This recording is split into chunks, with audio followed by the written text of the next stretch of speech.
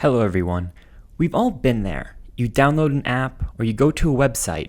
Suddenly you're surprised with a wall of text with a big friendly looking accept button staring at you right in the face. So what do we all do? We click on the accept button.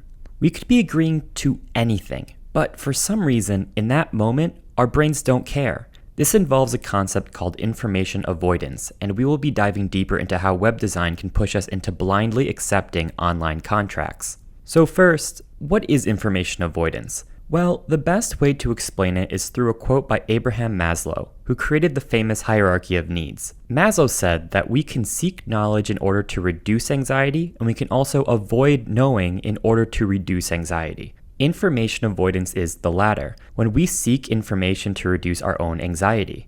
Our brain will do whatever it can to stay in a state of homeostasis, so if it senses that something will cause stress, it will avoid it. Now, when looking at a terms of service or cookie agreement, it's easy to see how this can be manipulated. These things are designed to be overwhelming and for you to avoid the information they contain. For a terms of service agreement, you will see a massive block of text with a huge scroll wheel or a large number on the bottom indicating how many pages there are. Sometimes both. It is long, boring, stressful, and not user-friendly at all. In fact, given how fast humans read, you could be spending hours if you were dedicated enough to reading the whole thing. If you think you're a fast reader, you can check out my video on speed reading above. For cookies, it's the same thing. You see multiple drop-downs with a bunch of tracking settings that you've never even heard of. You have to manually check and read the details of every cookie. So most of the time what ends up happening is our brain weighs the cost of consuming the information and ignoring it and decides to ignore it.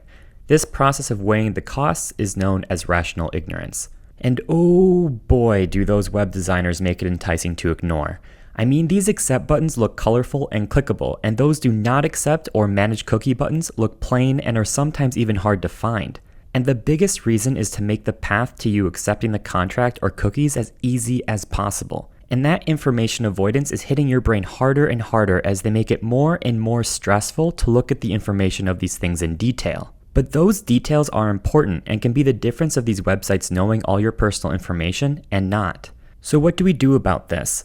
Well, honestly, there's not much we can do about it per se. This is actually a huge issue because it's not like anybody is preventing you from reading contracts or going through cookie settings. They're just making it a huge pain to do so, and there's nothing technically wrong with that. But just because information is there, it doesn't mean it's easy to grasp or comprehend. So the action of presenting these contracts loses its point of communicating to the user. They could have anything in there and the user wouldn't know. In one study, researchers found that most of their participants were willing to sign over their rights to their firstborn child just because of not reading the contract. Yikes. There are certain organizations like Terms of Service Didn't Read that try to break down online contracts to help you digest what you're actually accepting, but they can only do so much. There are plenty of ways users can be psychologically guided through a website, and I'll make more videos about those in the future. But this design practice is especially important as there are contractual agreements and they should be more readily accessible to understand.